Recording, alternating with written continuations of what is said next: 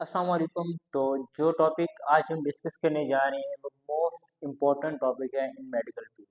आज का हमारा टॉपिक है फिलबॉटमी कि हमारे पास फिलबॉटमी क्या चीज़ होती है। अब फिलबॉटमी का हमारे पास एक बेसिक रूल होता है। बेसिक रूल हमारे पास क्या होता है कि सबसे पहले हमने जो पेशेंट हमारे पास आता है हमने उसकी लेनी होती है हिस्ट्री। अब उसकी हिस्ट्री लेने का हमारे पास मकसद ये होता है कि हम लोग ये चीज़ जान सकें क्या जिस चीज़ का वो टेस्ट करवा रहा है उस चीज़ का उसके मुतालिक उसने कोई पहले मेडिसिन तो नहीं खाई। मेडिसिन अगर उसने एंटीबायोटिक्स खाई हैं तो फिर उसको टेस्ट करवाने का कोई फ़ायदा नहीं। क्यों?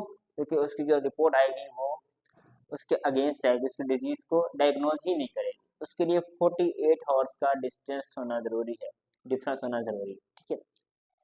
तो अभी हम छोटा सा एक टॉपिक है फिलबॉटमी, उसको ऑर्डर ऑफ ड्रा यानी कि जब हम ब्लड लेने लगते हैं तो उसको हम किस तरह डिस्कस करते हैं। पहली बात हमने हमेशा नोट करनी है कि उसके ये चीज़ लाजमी पूछनी है कि आप हमारे पास क्या करें, आपने कोई एंटीबायोटिक तो नहीं खाई हुई।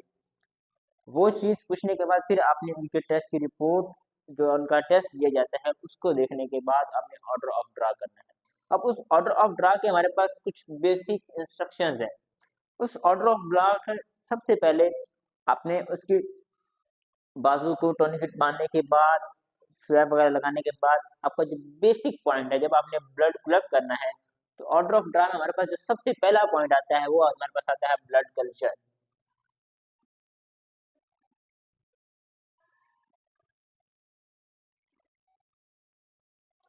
जो हम ब्लड कलेक्ट करते हैं उसमें सबसे पहले हमने जो जिस ट्यूब में डालना होता है उसे कहते हैं ब्लड कल्चर ट्यूब। उसमें आपको छोटा सा एक होता है स्टीरॉयड होता है। ठीक है। उसके अंदर सबसे पहले आपने क्या करना है, ब्लड ड्रॉ करके उसके अंदर डालना होता है। ये सबसे पहला रूल होता है।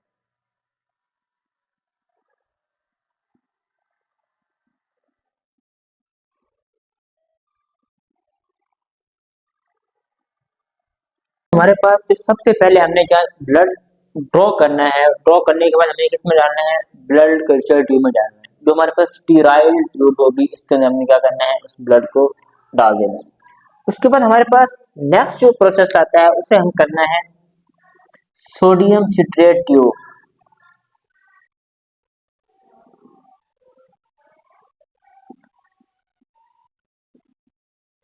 ये ट्यूब हमारे पास इस्तेमाल की जाती है पीटी एपीटीटी टेस्ट के लिए इस्तेमाल की जाती है। ठीक है। अब इस ट्यूब के अंदर इसका कलर क्या होता है, ब्लू होता है। इसमें लेने का मकसद ये होता है कि क्लॉटिंग टाइम चेक करना होता है ब्लड का, तो ब्लड का क्लॉटिंग टाइम क्या है। पीटी और किस टेस्ट के पर्पज के लिए इस्तेमाल की जाती है, PT APTT, partial thrombin time, activate partial thrombin time, उसके लिए क्या किया जाता है, इस्तेमाल किया जाता है, यूज किया जाता है। ये हमारे लिए किसके लिए थी, ब्लड कल्चर के लिए।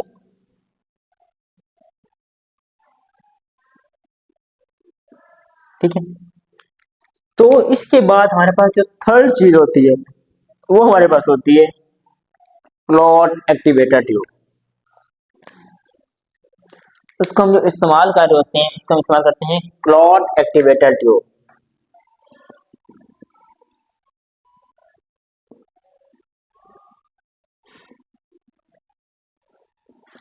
अब ये जो क्लॉट एक्टिवेटर ट्यूब होती है इसके अंदर हमारे पास एक, इसके अंदर कोई एंटीकोगुलेंट मौजूद नहीं होता। इसके अंदर क्लॉट एक्टिवेटर मौजूद होता है। जब आप इसके साथ ब्लड डालते हैं फौरन क्या हो जाता है, ब्लड क्लॉट हो जाता है। अब सबसे पहले आपने क्या करना है, ये आपने जिनिशिंग रखनी है। सबसे पहले ब्लड ड्रॉ करने के बाद ब्लड कल्चर ट्यूब में डालना है। उसके बाद सोडियम सिट्रेट ट्यूब जिसका कलर ब्लू होगा उसके अंदर, नेक्स्ट क्लॉट एक्टिवेटर ट्यूब जिसका कलर रेड होगा उसके अंदर डालना है।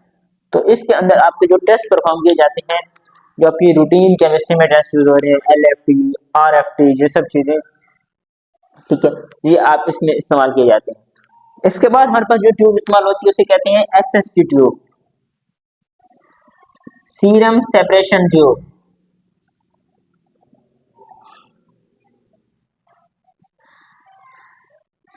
अब serum separation basically clot activator के अंदर जब ब्लड क्लॉट हो जाता है तो उसका भी बाद में क्या किया जाता है, उसको सेंट्रीफ्यूज करके उसका भी सीरम ही निकाला जाता है। ठीक है।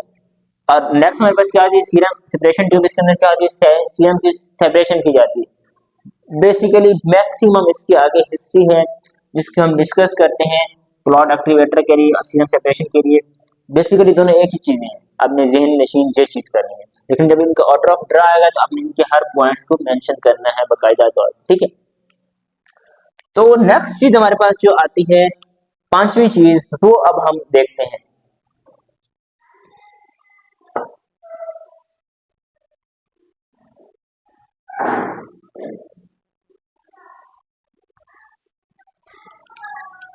तो अभी हम लोग जो चीज देखते हैं वो है हमारे पास पांचवी चीज।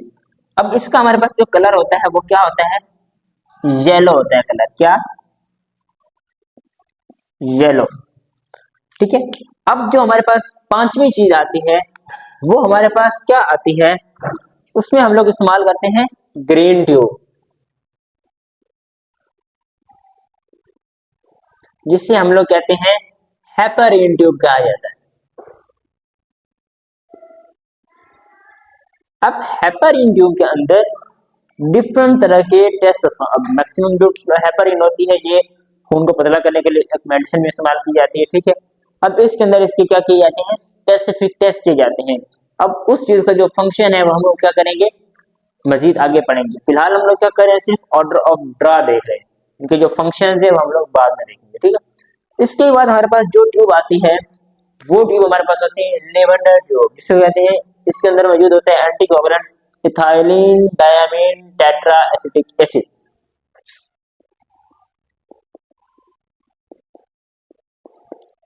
कौन सी ट्यूब हमारे पास मौजूद होती है, लेवेंडर ट्यूब, जो मैक्सिमम आपके ब्लड सीपी के लिए इस्तेमाल की जाती है। इसका हमारे पास जो कलर होता है वो क्या होता है, ग्रे होता है। इसका कलर हमारे पास क्या होता है, ग्रे कलर होता है, ठीक है। तो लास्ट पे जो हमारे पास आ जाती है ट्यूब, उसमें वो हमारे पास क्या होती है, उसको हम कहते हैं सोडियम फ्लोराइड ट्यूब,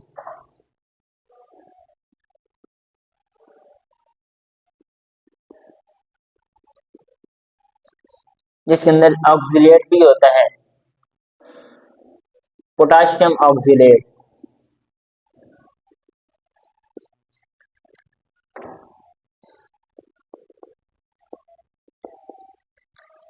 बेसिकली जो ऑर्डर ऑफ ड्रा होता है, उस ब्लड सैंपल कलेक्ट करने के बाद उसको इस मेथड के थ्रू क्या किया जाता है, उस ब्लड की कलेक्शन की जाती है। सबसे पहले क्या, ब्लड कल्चर के अंदर हमें ड्रॉ करना है सैंपल को, उसके बाद सोडियम सिट्रेट ट्यूब के अंदर, third clot activator tube red colour की जो होती है, फोर्थ जो हमारे पास सीरम सेपरेशन ट्यूब येलो होती है उसके अंदर, फिफ्थ हमारे पास क्या है, हेपरिन ट्यूब होती है, दो हेपरिन ट्यूब होती है, लिथियम हेपरिन होती है, एक सोडियम हेपरिन होती है।